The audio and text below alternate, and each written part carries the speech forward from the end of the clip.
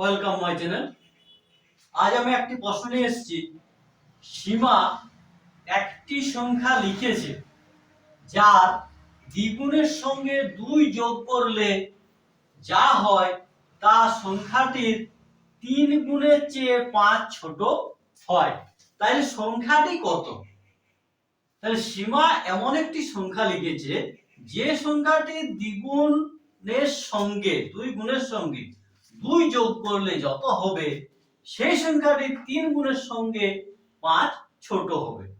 তাহলে এই সংখ্যাটি কিভাবে বের করবে তা আমি তোমাদের দেখাচ্ছি। ধরি সংখ্যাটি হলো x। তো সীমা যে সংখ্যাটি লিখেছে সেটি আমরা ধরে নিলাম x। তাহলে প্রশ্নানুসারে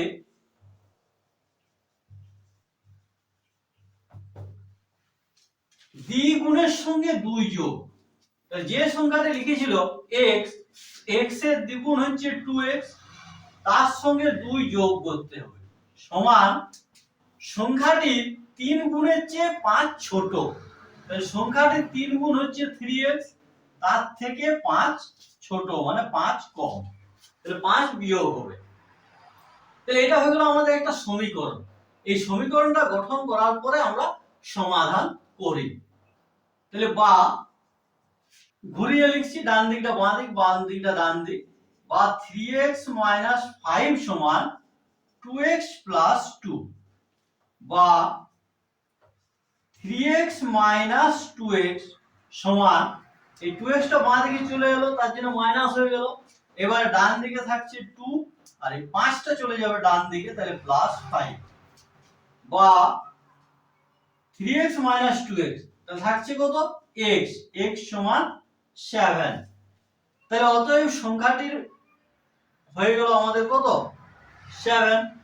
তাহলে অতএব সংখ্যাটি হলো 7 অ্যানসার।